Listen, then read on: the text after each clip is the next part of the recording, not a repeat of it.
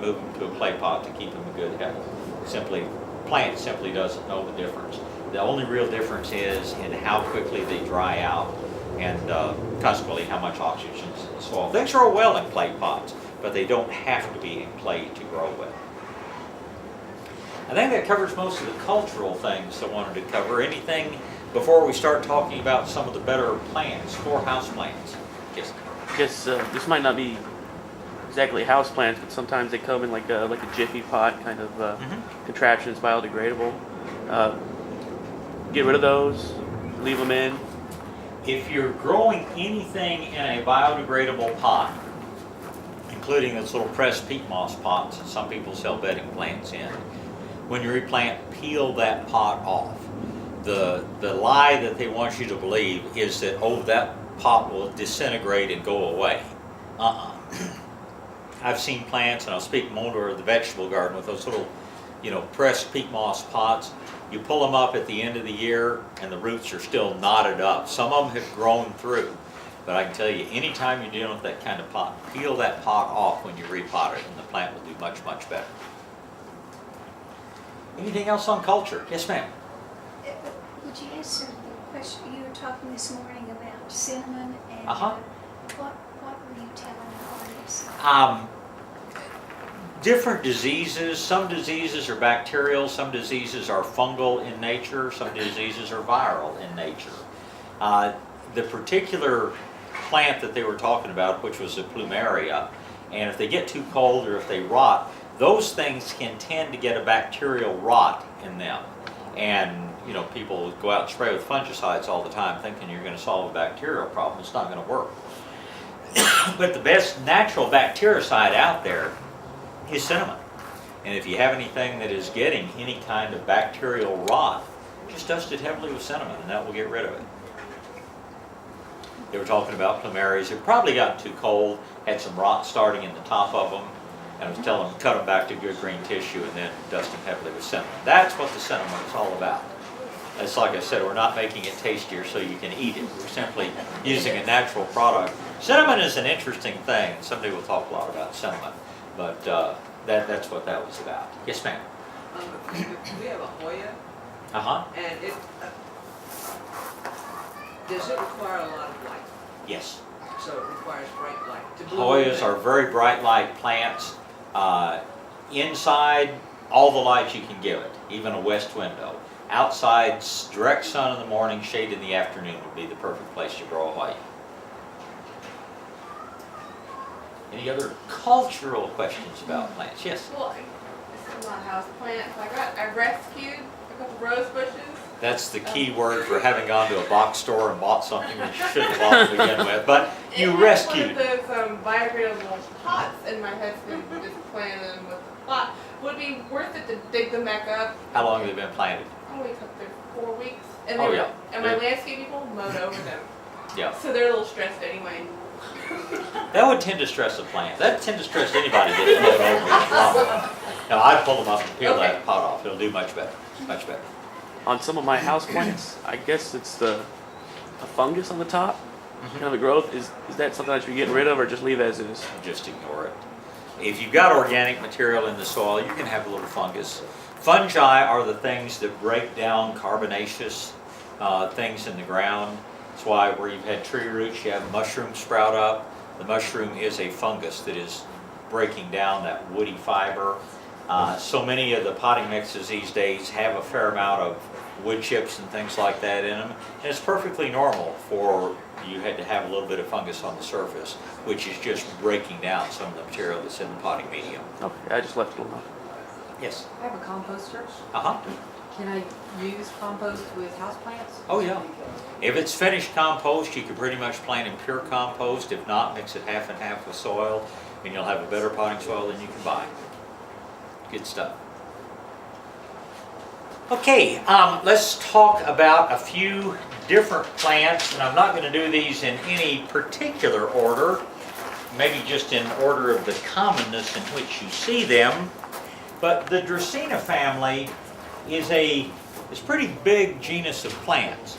This is one of the more common ones called Dracaena marginata for the red margin on the leaf.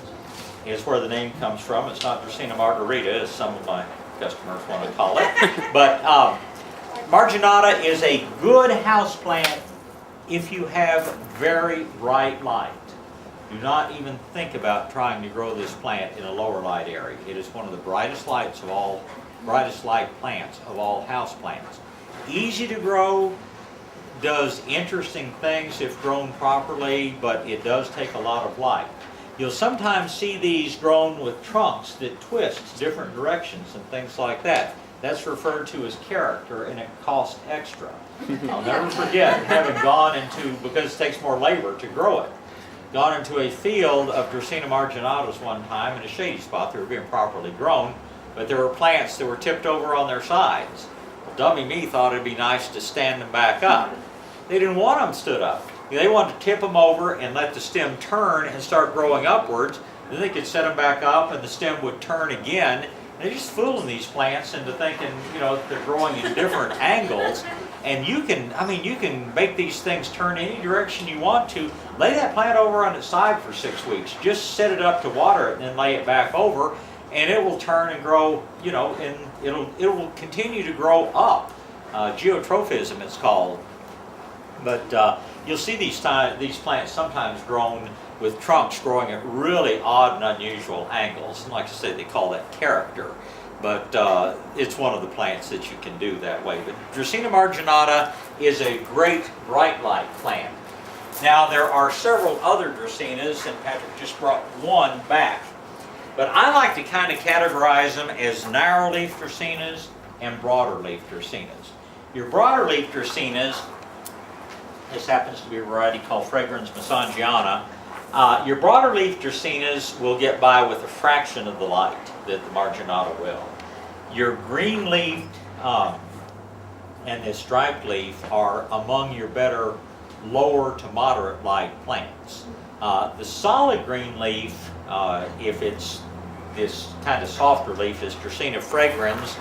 One of my favorites is called Dracaena Janet Craig. And it has dark green leaf, and it is one of the best of the low light plants out there. Then there's one that has very short leaves they call Janet Craig compacta. It's usually just shortened to Dracaena compacta. You know, you can't make a label that's this long. Technically it's Dracaena daramensis, variety Janet Craig, subvariety compacta. We're not going to put all that on the label. We're going to call it Dracaena compacta. But it is, again, one of your very best plants, and I'll tell you what I'll do. I'm going to go through the plants we have in here, and then if you like, as a group, we'll walk over to the greenhouse and I'll show you a few other things that we didn't have room to bring everything in. But anyway, this is Dracaena Mesangiana, and you will see it sold two different ways. This plant, if this piece of cane were still in the jungle, it was probably about 30 feet tall. But what they do is they go, and this is referred to as cane. They will go take a plant and they'll take the cane from the plant and they'll chop it up in 1 and 2 and 3 foot pieces. And they can get every one of those pieces to root and make a new tops like this. And so this plant probably is actually cut out of the middle of a chunk of cane, like if this were the trunk of it out in the jungle, you know, we cut it here and we cut it here and it was branching here. That's what this piece represents. So many times you will see Dracaena cane.